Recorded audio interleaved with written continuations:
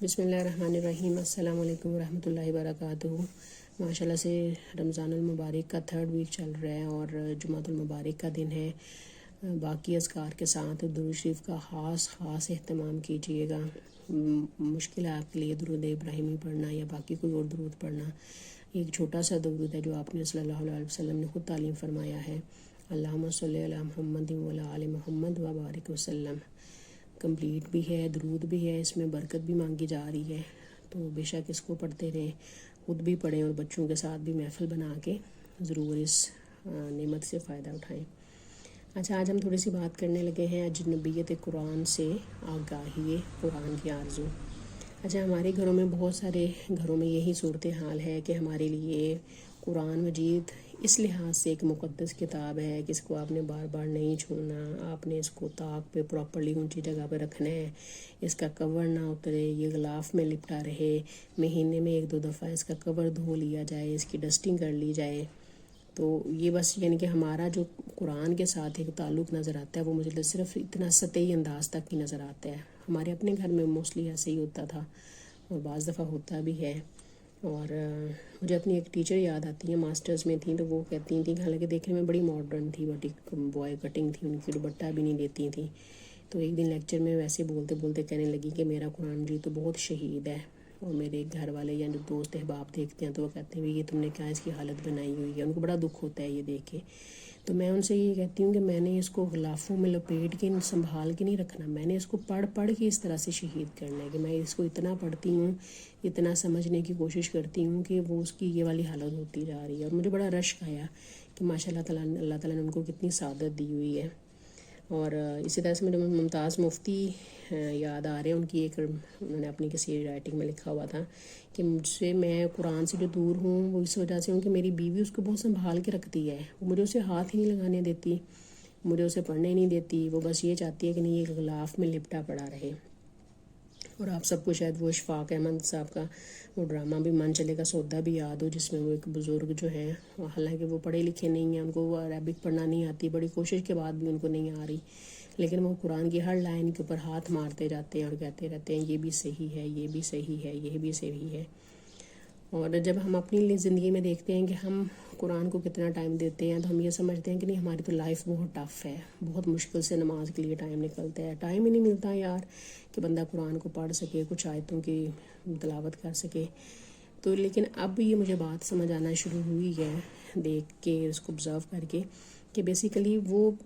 بات ٹائم کی نہیں ہے کہ ٹائم ہمارے پاس نہیں ہے یا ہم سے مینیج نہیں ہوتا، بلکہ وہ توفیق ہے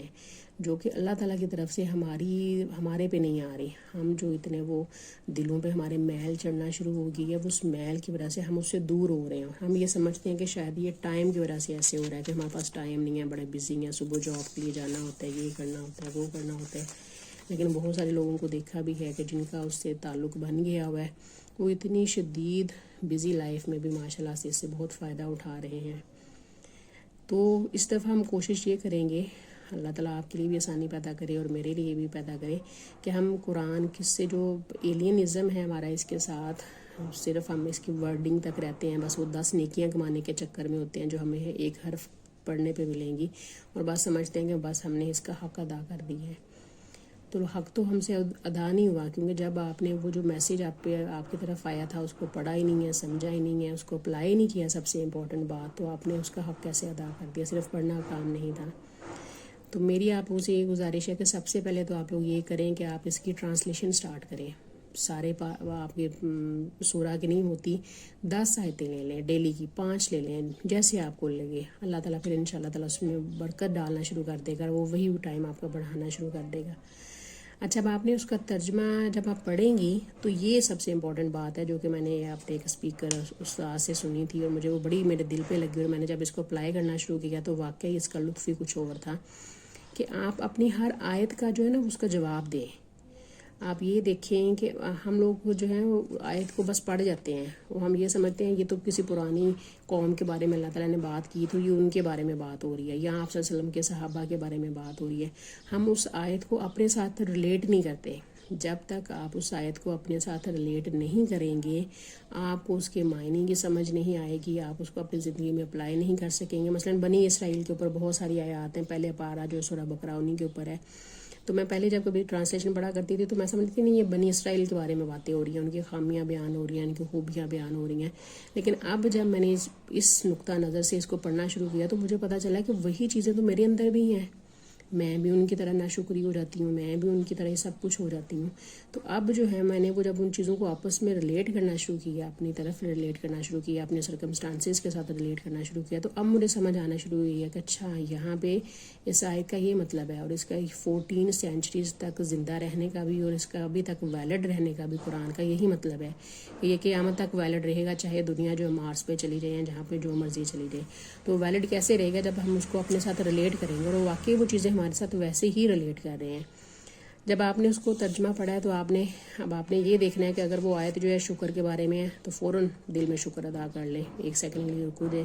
استغفار کے بارے میں اللہ تعالیٰ کی کسی نام کی بڑائی بیان کر رہا ہے، اللہ تعالیٰ کہ میں بہت رحیم ہوں، میں رحم کرنے والا ہوں، میں کل شیء قدیر ہوں، میں جو ہے وہ ہر چیز پہ قادر ہوں، میں یہ ہوں، میں وہ ہوں، تو فوراً اس کی اسی کوالٹی کے حساب سے دعا مانگ لیں کہ اللہ تعالیٰ تو قدیر ہے، تو میری انہی چیزوں پہ بھی اپنی قدرت دکھا دے، میرے یہاں پہ بھی برکت ادا کر دے. معافی مانگنے کی کوئی آیت ہے تو فوراً معافی مانگ لیں، فوراً کہہ دیں کہ اللہ تعالیٰ ہاں ٹھیک ہے تو بالکل صحیح کہہ رہا ہے، میرے ساتھ بھی ایسے ہی ہو رہا ہے، میں یہ ساری چیزیں ایسی ہی ہیں.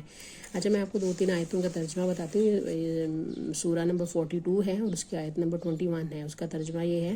اللہ اپنے بندوں پر بڑا لطف و کرم فرمانے والا ہے، جسے چاہتا ہے رزق و عطا سے نوازتا ہے، اور وہ بڑی قوت والا اور بڑی عزت والا ہے. اب دیکھیں اس میں فوراً وہی آگے کہ اللہ تعالیٰ نے کس کو نوازنا، فوراً دعا کر دے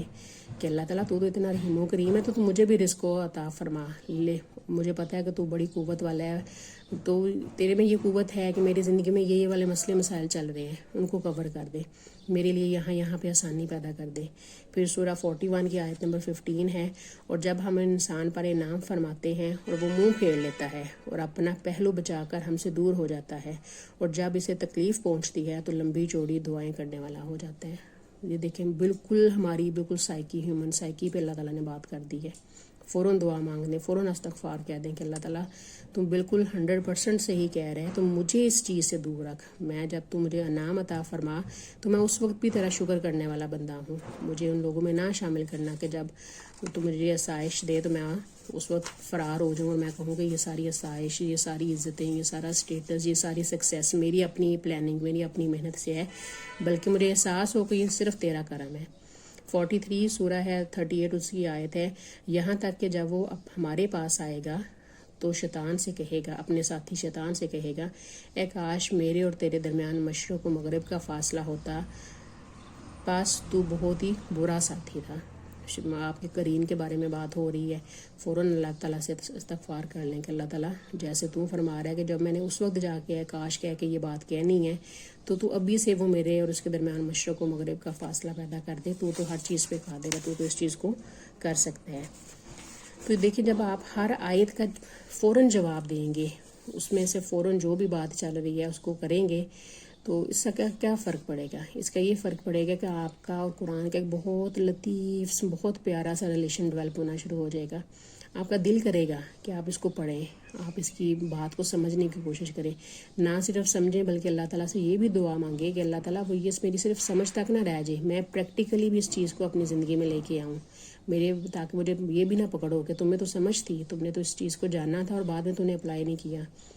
پھر آپ کو بہت ایک کنٹینٹمنٹ آپ کے ذہن میں آنا شروع ہو جاتی ہے، اور جب آپ جو ہے آپ کی نیت میں خلوص ہوگا تو آپ دیکھیں گے کہ آہستہ آہستہ یہ اپنے راز آپ پہ اشکار کرنا شروع کر دے گا، آپ کو سمجھ آنا شروع ہو جائے گی چیزوں کی. وہی ریلیشن شپ کی یوسف کو جب پڑھتے ہیں تو ہمیں ہیومن سائیکالوجی کی، ہمارے اپنے مٹرنل پیٹرنل ریلیشن شپ کو کیسے لے کے جانا ہے، بہت ڈیٹیل میں ان چیزوں کی سمجھ آتی ہے. لیکن وہی بات ہے کہ جب ہمیں اللہ کی طرف سے توفیق ہو، کیونکہ یہ دیکھیں قرآن جو ہے وہ اتنی سینچریز گزرنے کے بعد بھی ابھی تک کوئی بندہ نہیں یہ کہہ سکتا، یہ میں نے کسی کا کمنٹ بھی پڑھا تھا کہ no one has mastered it over such a long time but it will master them، کہ قرآن ہی آپ پہ وہ آئے گا، یہ نہیں آئے گا کہ بھی جو ہے آپ یہ کہہ دیں کہ ہاں جی میں نے تو 2 دفعہ تفسیر پڑھ لی ہے، سن لی ہے، میں نے آیتوں کے ترجمے پڑھ لیے، تو اب تو مجھے ساری سمجھ آ رہی ہیں، تیسری دفعہ بھی آپ پڑھیں گے تو کوئی تیسرا اینگل آپ کو ڈائمینشن نظر آنا شروع ہو جائے گی۔ ویسے تو بہت سارے جو ہیں وہ تاج کمپنی کے بھی ہیں، باقیوں کے بھی تفاسیر وغیرہ ہیں، لیکن مشکل ہوتا ہے۔ آپ 360 جو ہے انہوں نے سارے سیکٹس کے جو ہیں فرقوں کے ترجموں کو بھی کمپائل کیا ہوا ہے، تفاسیر بھی ہیں بہت سارے ڈفرینٹ، جو ہمارے وہ ہیں علماء حضرات کی، بہت سارے اس میں قاری حضرات کی ریسیٹیشن بھی ہے۔ تو بہت آسان طریقہ ہے کہ آپ اس کو کر لیں، جیسے آپ کے پاس ٹائم ہو، کہیں پہ فارغ بیٹھے ہیں، مارکیٹ میں کہیں پہ فارغ ہیں، تو فوراً اس کو کھولیں، 5 آیتوں کا ترجمہ پڑھیں، ان کی تفسیر کو سنیں، تو انشاءاللہ تعالی اللہ تعالیٰ جو ہے وہ آپ کے لیے آسانیاں پیدا کرے گا، برکت آنی شروع ہو جائے گی زندگی میں، اور آپ کا وہ والا تعلق جو کہ واقعی اللہ چاہتا ہے کہ ہمارا قرآن کے ساتھ وہ ڈیولپ ہونا شروع ہو جائے گا۔ بہت بہت شکریہ، اپنی دعاؤں میں یاد رکھیے گا۔ جزاک اللہ، اللہ حافظ۔